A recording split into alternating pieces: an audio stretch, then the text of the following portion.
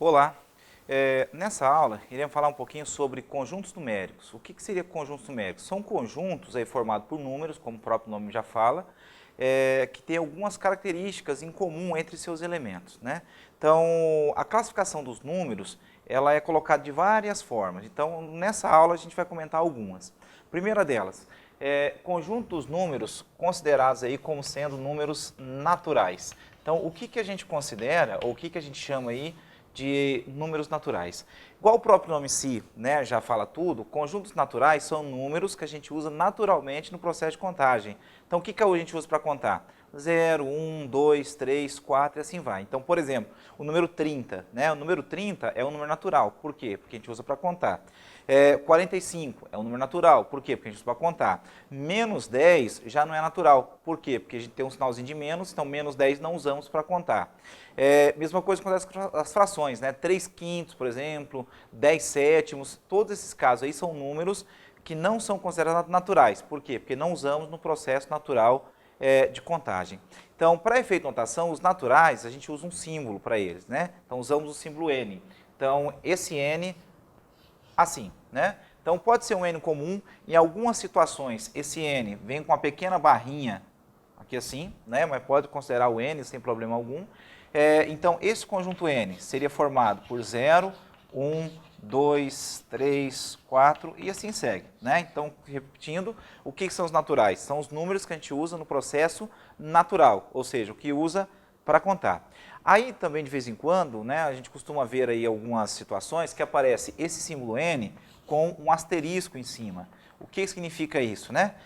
Esse asterisco que aparece em cima do símbolo, não só para esse caso, como os demais que a gente vai ver, esse asterisco significa o quê? Que o zero não está fazendo parte do conjunto. Então, neste caso, a gente escreve assim, 1, 2, 3, 4 e assim segue, né? Então, repetindo o que seria um número natural, qualquer número que a gente usa no processo de contagem, né? Daí que vem o termo número natural.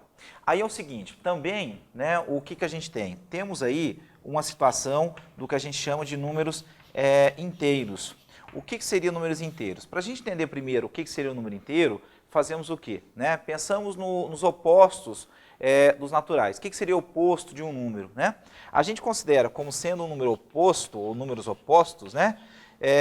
Dois números cuja soma entre eles acaba dando zero. Então, para a soma dar zero, um deles tem que ser positivo, o outro negativo. Por exemplo, 2 e menos 2, né? A soma dá zero. Né? Então, neste caso aí, temos o que a gente chama de opostos.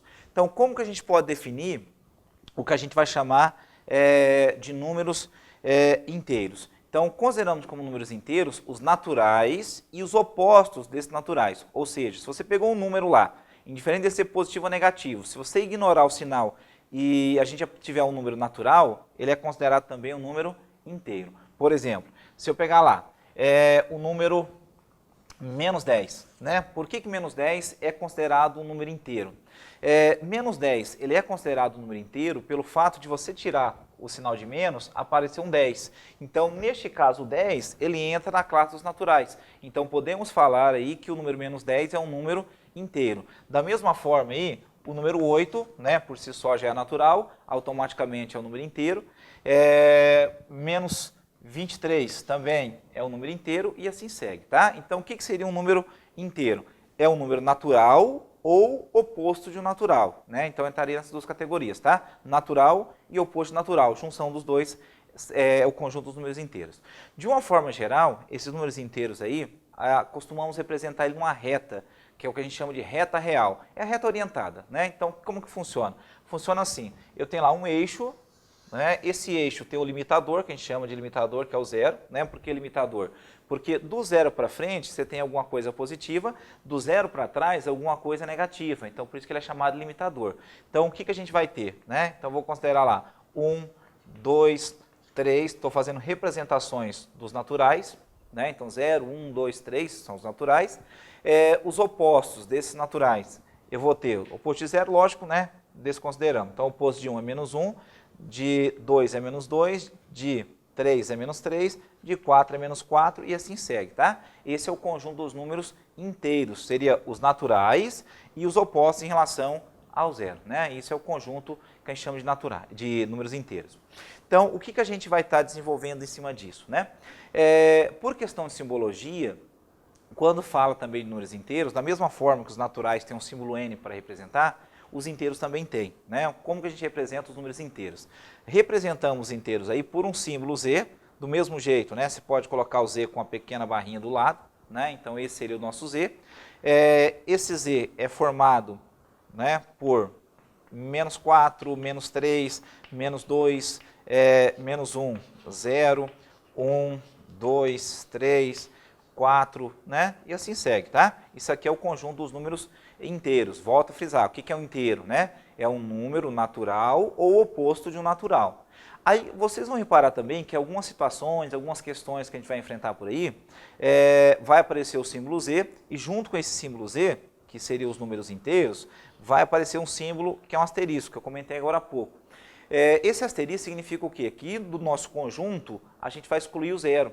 Então seria os inteiros com exceção do zero, né? Então seria um conjunto formado assim, seria lá, menos 4, menos 3, menos 2, menos 1, o zero está fora, 1, 2, 3, 4 e assim segue. Então seriam os inteiros com exceção do zero. Por efeito de nome, por efeito de notação, chamamos aí esse conjunto de inteiros não nulos. Esse termo não nulo significa que o zero está fora. Tá? Então, inteiros não nulos seria o conjunto dos inteiros com exceção do zero. Do mesmo jeito aí, é comum vermos aí o símbolo z e junto com o símbolo z um sinal de mais, como também o sinal de menos, que eu vou comentar daqui a pouco.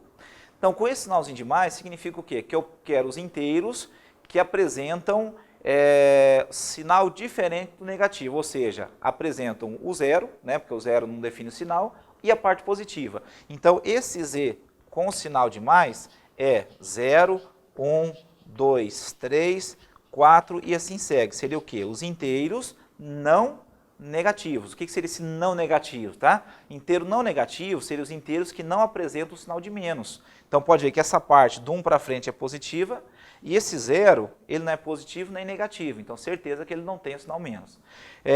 Então volto a frisar, isso aqui seria o quê? Os inteiros não negativos, ou seja, inteiros sem o sinal de menos.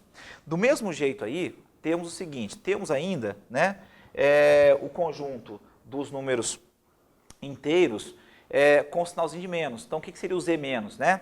O z menos, o símbolo z com o sinalzinho menos, né, significa o quê? Significa que eu quero os números inteiros que não têm o sinal de mais. Então, o que seriam os inteiros que não têm o sinal de mais? O zero, colocando fora de ordem, né, na ordem decrescente, eu tenho lá menos 1, menos 4, menos 2, né, colocando em ordem crescente, melhor dizendo, menos 3, crescente não, decrescente mesmo, né, menos 4 e assim segue, tá? Então, só mudando um pouquinho da ordem tradicional ali, colocando em ordem decrescente, só para ficar mais organizado ali para ver, né? Então, o z seria os inteiros com sinal menos, seria os inteiros não positivos. O que seria não positivos? Inteiros sem o sinal de mais. Né? Então seria quem? A parte negativa e o zero, que a gente também não define sinal. Nos dois casos aí, tanto o z mais quanto o z menos, pode aparecer o asterisco. Aparecendo um asterisco, o que você faz? Você trabalha com o mesmo conjunto, com exceção do zero. Então, se eu tenho assim, um conjunto z, nesse conjunto z, aparece sinal de mais e o asterisco, né, um caso que a gente pode ter, e o z, que é os inteiros, com o sinal de menos, asterisco. Qual que é a diferença dos dois? Né? Neste caso, eu tenho z asterisco mais, seria a parte positiva dos inteiros, que é quem? 1, 2, 3, 4, 5, 6 e assim segue. Né? Esses seriam os inteiros com o sinal de mais, asterisco. Isso aqui também tem um nome, tá? Falamos que esse conjunto são os inteiros positivos. Repare bem a diferença, tá? Isso aqui é os inteiros positivos. Se eu pegar esse outro com o sinal de menos, eu vou trabalhar com a parte, né, dos números inteiros negativo. Então seria menos 1, menos 2, menos 3, menos 4 e assim segue. Então isso aqui é o quê? É o conjunto dos números inteiros negativos. Olha a diferença desses dois, tá? Aqui em cima é o quê? Os inteiros não positivos. Aqui embaixo é os inteiros negativos. Qual que é a diferença? O zero. Quando eu falo não positivo, quer dizer que ele não tem o sinal de mais, entra o zero. Quando eu falo inteiro negativo, eu estou falando literalmente aqueles que têm um sinal de menos. Então essa é a diferença entre os dois, tá? Então o Z significa números inteiros, ou seja, o número natural ou oposto em relação ao zero desses naturais, certo? Tá, terceiro conjunto que a gente tem. Terceiro conjunto que a gente tem seria o conjunto dos números racionais. O que seria um número considerado racional? Né? O termo racional ele é derivado de razão. Né? Então, a expressão razão na matemática significa o quê? Significa divisão. Então, se você quer um número racional, você está falando o quê? De um número que é gerado de uma divisão. Não é qualquer divisão também. Né? Então, como que a gente trabalha com esses números racionais? Né? Os racionais, que é representado pelo símbolo Q, também pode vir com a barrinha, né? Esse Q vem de quociente mesmo, divisão, é quem? É um x, tal que esse x é igual à divisão A sobre B, né? De que forma? Não é qualquer divisão, tá? Esse A e B, ambos os casos, devem ser inteiros, né? E pela divisão, esse B não pode ser zero. Então, isso com B diferente de zero. Então, qualquer número que você consegue escrever em formato de uma divisão, ele é considerado um número racional. Divisão também, lógico, né? De dois números inteiros. Então, você pegar lá uma fração 5 sétimos, automaticamente essa fração ela já é um número racional, porque já é apresentado, um exemplo, né, assim, 5 sétimos, já é apresentado como divisão de dois inteiros. 5 é número inteiro, 7 é o número inteiro. Se tivesse sinalzinho de menos, ia mudar alguma coisa? Não ia mudar em nada, tá? Por quê? Menos 5 ainda é o número inteiro, o 7 também. Então, isso aqui é um número considerado racional. Então, vamos lá do outro lado do quadro para a gente comentar alguns casos de situações aí que envolvem números inteiros. Então, só para a gente fixar bem essa ideia de como que a gente trabalha, né, com esses números inteiros, ou números racionais, melhor dizendo. Né? Tá.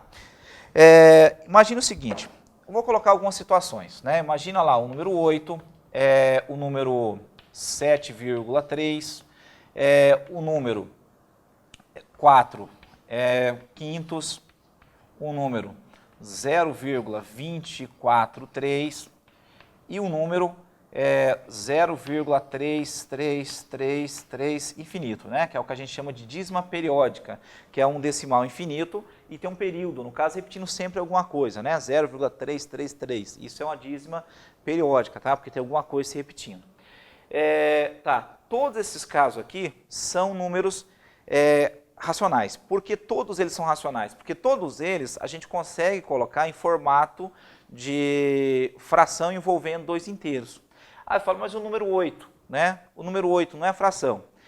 Tecnicamente, esse 8, né, não seria, mas o que acontece? A gente sabe que embaixo desse 8 tem um número 1.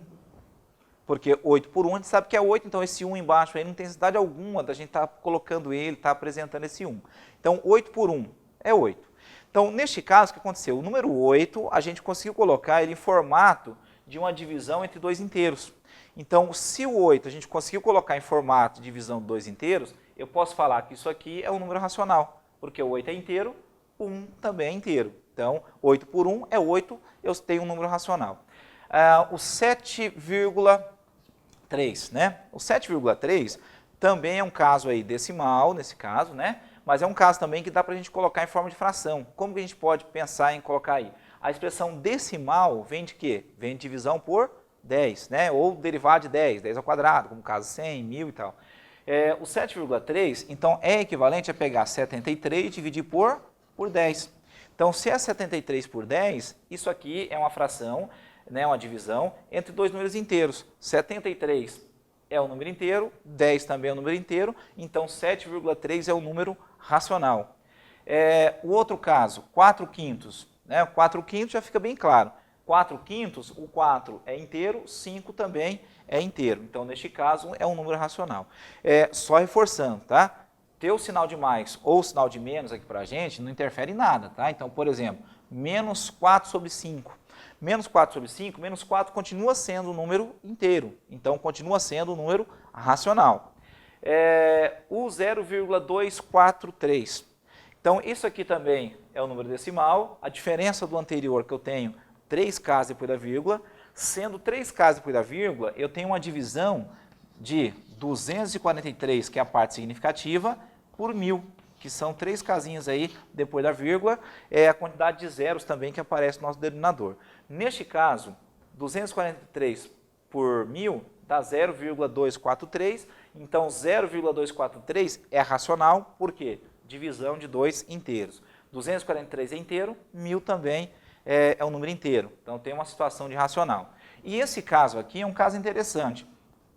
As dízimas periódicas, a gente não costuma, né, não tem como a gente colocar aí potência de 10 na parte de baixo. Por quê? Por fato de ser, né, uma expressão infinita. Então, o que a gente faz nesses casos para transformar uma dízima periódica em uma situação aí de uma fração?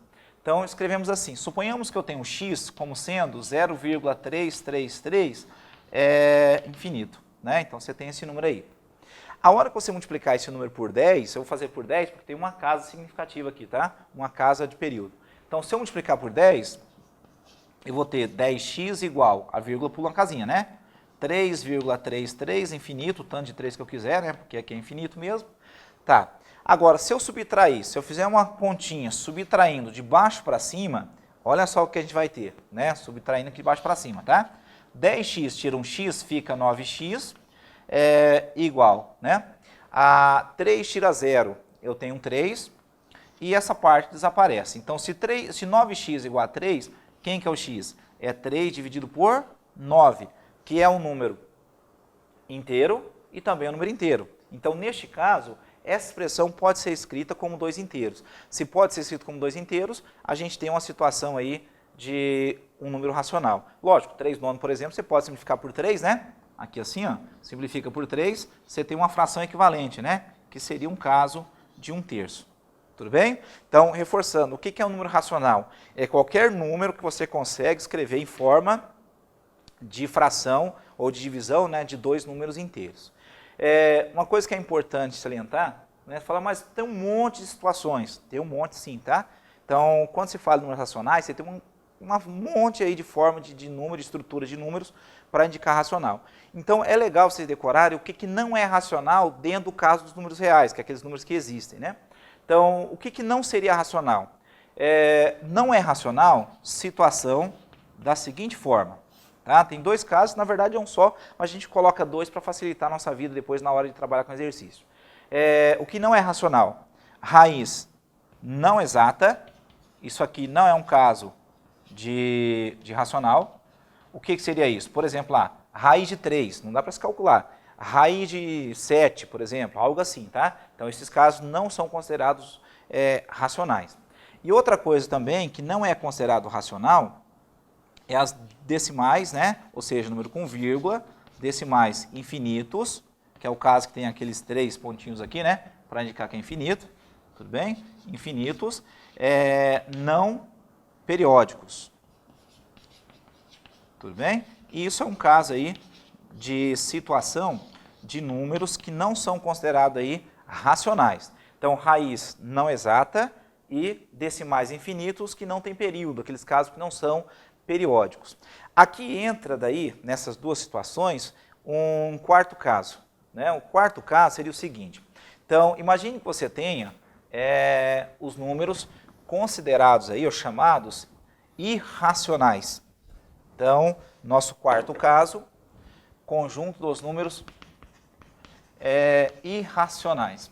O que são os números considerados irracionais? Na matemática, né, essa expressão IR quer dizer contrário. Então, imagine o seguinte, neste caso aqui, ó, esses irracionais quer dizer o quê? Contrário dos racionais. Então, se um número dentro do universo dos reais, né, naquele conjunto de números que existem, se o número não for racional, ele acaba sendo irracional. Esse não tem um símbolo específico, tá? Então, os naturais é N, inteiro Z, racionais Q, irracionais não tem um símbolo específico, não. Então, o que são os irracionais? Reforçando, tá? São aqueles números que não são racionais. Então, entraria o quê? Né? Por exemplo, entraria lá raiz de 7, né? Que não é exata, se não é exata não é racional. Ainda, entra lá 0,31794 infinito, né? Neste caso específico, ele não é periódico, igual ao anterior, que a gente tinha feito lá 0,333, né? Ainda, tem um outro irracional bem famoso, que é o número π, né? Esse número π aí, ele é um número também que é um decimal infinito e também não é periódico. Então, se ele não tem alguma coisa se repetindo, ele é considerado aí também um número irracional. São esses dois casos. Então, raiz que não é exata e os decimais infinitos que não são periódicos. E são os casos de números irracionais. E, por último, nosso quinto conjunto seria o conjunto dos números reais. O que seria o conjunto dos números reais? O nome em si já fala bem, né? Números reais, entre aspas, podemos considerar assim como o conjunto dos números que existem. Ou seja, né? A junção entre os racionais e os irracionais. Então, esses reais, o conjunto pode ser considerado assim, com o símbolo R, tá? Esse é o símbolo que a gente tem, seria a união, né? Posso colocar assim, é a união entre os racionais, entendeu? Os racionais com os irracionais. Podemos classificar dessa forma. Então é o seguinte, se a gente pensar com carinho, né? Se um número for natural, ele é real, se for inteiro, é real, racional é real, irracional é real, né? Para não ser real, existe uma única situação que a gente vai ter que levar em consideração. Qual que seria, né? Esses números, por exemplo, raiz quadrada ou raiz de índice par de uma forma geral, né? De um número que dentro dessa raiz se tem negativo. Então, raiz de índice par de alguma coisa negativa. Isso não é considerado um número real. Entra em outra categoria chamada números complexos, que a gente não vai abordar nessa aula, né? Que daí é uma aula bem específica para isso. Então, o seguinte, por exemplo, raiz quadrada de menos 4. Né? Essa raiz de menos 4, por exemplo, é um caso que é uma raiz de índice par, porque quando não aparece é um 2, de um número negativo. Então, isso aqui não é considerado um número real. Então, é o caso aí que a gente acaba excluindo, né? Então, raiz quadrada de menos 4 é um número que não é considerado aí um número real, né? Então, isso seria os conjuntos. Então, só para reforçar, conjunto lá dos números naturais que usa para contar. O que são os inteiros? São os números que a gente tem como sendo os naturais e os opostos desses naturais. Conjuntos racionais, qualquer número que você consegue colocar na forma de fração de dois inteiros, né, o de cima e de baixo inteiro, numerador e denominador inteiro.